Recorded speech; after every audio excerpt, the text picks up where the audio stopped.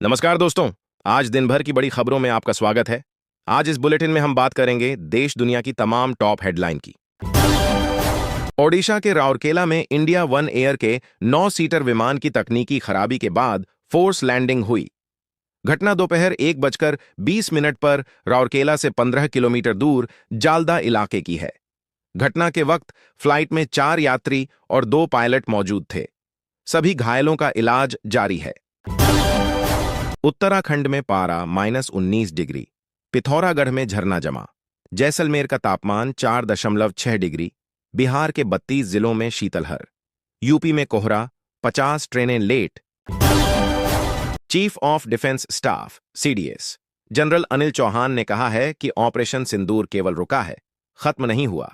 उन्होंने कहा कि ऑपरेशन सिंदूर के बाद पाकिस्तान को chief of defence force CDF जैसा नया पद बनाना पड़ा। ये पद तीनों सेनाओं को सेंट्रलाइज्ड करने के लिए बनाया गया। पाकिस्तान इसमें बुरी तरह हारा। इमरजेंसी जैसे हालात के लिए स्टैंडर्ड सिस्टम डेवलप कर रहे। केंद्रीय रेल मंत्री अश्विनी वैष्णव ने बताया कि पहली वंदे भारत स्लीपर 17 जनवरी से कोलकाता और गुवाहाटी के बीच चलेगी। इसका उद्घाटन पीएम नरेंद्र मोदी पश्चिम बंगाल के मालदा टाउन में करेंगे।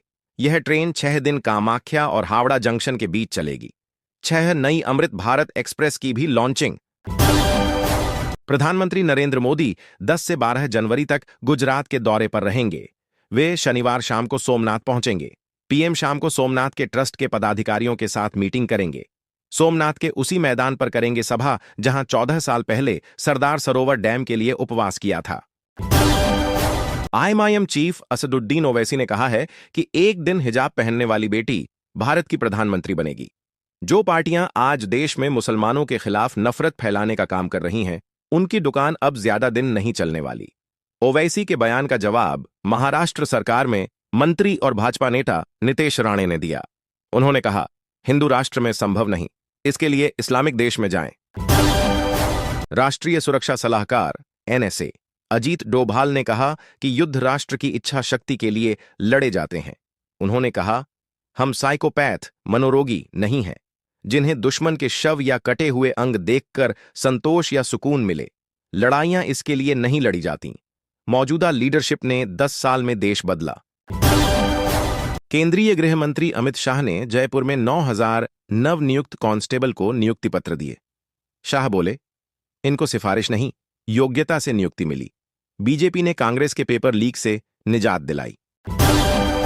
बीएमसी समेत महाराष्ट्र के 29 नगर निगमों में चुनाव को लेकर महाराष्ट्र भर में चुनाव प्रचार जारी है। नासिक में शिवसेना यूबीटी प्रमुख उद्धव ठाकरे ने शुक्रवार को भाई राज ठाकरे के साथ जनसभा की। उद्धव बोले, बीजेपी का हिंदुत्व असली नहीं, वह रावण को भी पार्टी में मिला लेगी। ग्वालियर में पड़ रही कड़ाके की सर्दी अब जान पर भारी पड़ रही है। बीते 12 दिनों में हार्ट अटैक और ब्रेन स्ट्रोक से 23 लोगों की मौत हो चुकी है। हालात इतने बिगड़ गए हैं कि जयारोग्य अस्पताल जेएएच में बेड कम पड़ गए हैं और कई मरीजों को जमीन पर लिटाकर इलाज करना पड़ रहा है। अयोध्या के राम मंदिर में एक 56 साल के कश्मीरी व्यक्ति ने नमाज पढ़ने की कोशिश की। जैसे ही उसने नमाज पढ़ने के लिए कपड़ा बिछाया तो वहां मौजूद सुरक्षा कर्मियों ने उसको पकड़ लिया। इसके बाद वह नारेबाजी करने लगा। पूछताछ में उसने अपना नाम अबू अहद शेख बताया। वह कश्मीर के शोपियां का रहने वाला है। मीडिया रिपोर्ट्स के मुताबिक ट्रंप प्रशासन के एक सीनियर अधिकारी ने जानकारी दी कि अमेरिका वेनेजुएला का तेल भारत को देगा। ट्रंप दुनिया की बड़ी ऑयल कंपनियों के अफसरों से मिले। रिलायंस भी तेल खरीद सकती है।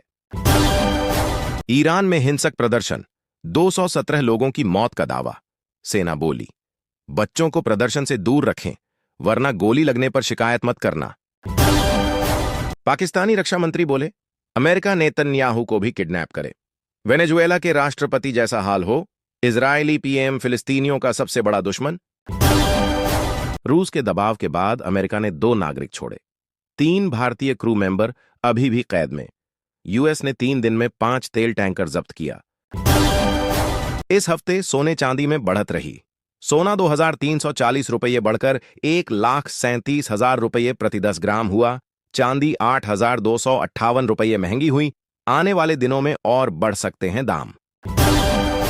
डब्ल्यूपीएल में आज दूसरा मुकाबला, मुंबई इंडियंस और दिल्ली कैपिटल्स।